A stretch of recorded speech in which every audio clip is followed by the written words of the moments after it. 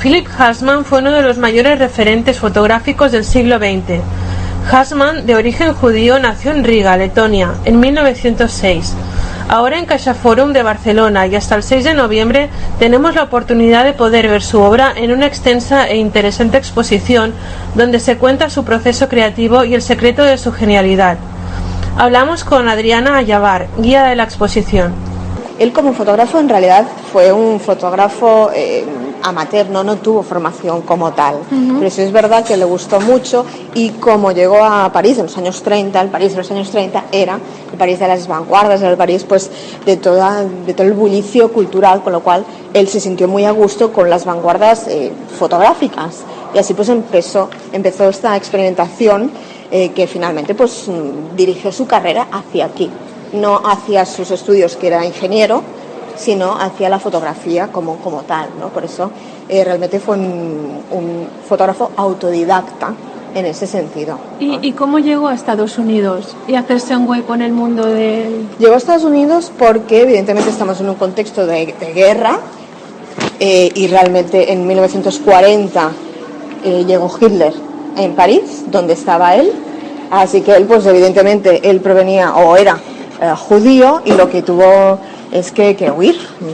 tuvo prácticamente que huir y lo consiguió gracias a ayuda externa, en este caso de Einstein una vez más.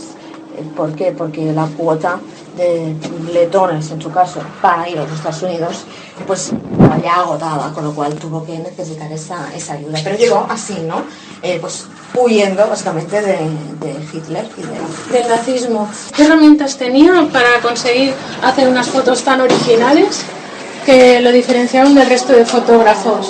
A ver, él era una persona muy entusiasta, muy experimental también, y también es verdad que él tenía un don de gentes importante. Un don de gentes, era un personaje con un sentido del humor muy elevado, con lo cual tuvo mucha facilidad para integrarse en la sociedad. Su trayectoria pasó por dos épocas diferenciadas, la vanguardista París de los años 30 y su llegada a Estados Unidos.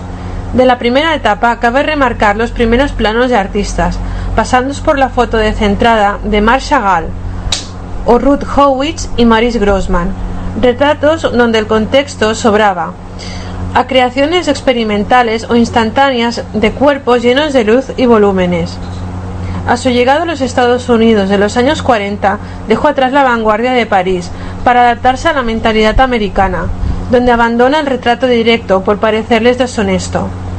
Aunque duró bien poco, pues cuando se hizo un lugar en la sociedad americana, desarrolló el retrato psicológico y sus influencias del psicoanálisis y del surrealismo.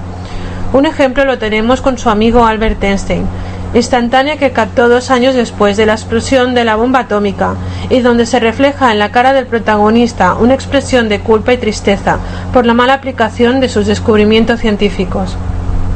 Consiguió 10 portadas para la revista Life, donde proponía él mismo las maquetas al director.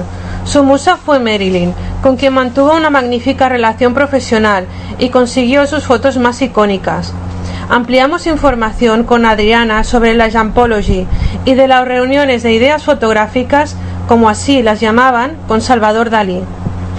A ver, la Jampology es un proyecto de Hassman un poco siguiendo la idea del psicoanálisis, en cierto modo, ¿no? Él creía o pensaba que muchas veces a los personajes, sobre todo cuando se les hace una foto, siempre nos enseñan una máscara, ¿no? La máscara del personaje. Sin embargo, cuando se les pone en una situación incómoda, distinta a la normal, lo que hace es perder esa máscara, con lo cual a él le interesaba mucho, ¿no? Ese cambio, ese salto. Si estás concentrado en saltar, vamos a pensar que tienes que ser el personaje que está saltando, no eres tú mismo que salta. Entonces él lo quiso experimentar en este sentido, ¿no? Fue inicialmente ese el objetivo, sin embargo se convirtió un poco en una tipología, ¿no? De aquí la Jampology, porque bueno, todo el mundo pues quiso tener una fotografía en este nuevo estilo, nueva tendencia, nuevo método de fotografía de Halsman, ¿no? Que también nos explica un poco la importancia del fotógrafo en su época, ¿no? Que a veces a lo mejor ahora se ha perdido, pues no, en su época fue muy, muy reconocido realmente. Fue durante su época trabajando en la revista Life. Sí, eso fue en los años 50, más o menos. Empezó el 50, terminó, o el libro lo publicó en el 59, sí, lo combinó. Sí, de hecho, muchas veces cuando terminaba la sesión oficial de la revista Life, ¿no? Para la portada, para lo que sea, para el proyecto que sea, lo pedía como favor personal, ¿no? Para un proyecto personal suyo. Pues que pudiesen los personajes, ¿no? Altos personajes, altos cargos políticos o monárquicos, ¿no? Que también hemos visto, pues que pudiese hacer este salto, ¿no? Esta fotografía distinta. Su relación con Salvador Dalí, ¿cómo eran sus encuentros? ¿Qué particularidad tenían?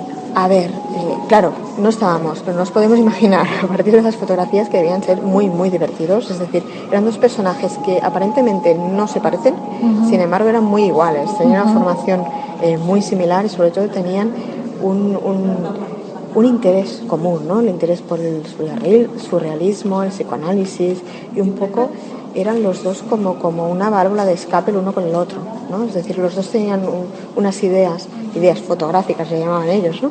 Pero unos proyectos muy dispares que aparentemente son dificilísimos o imposibles de hacer.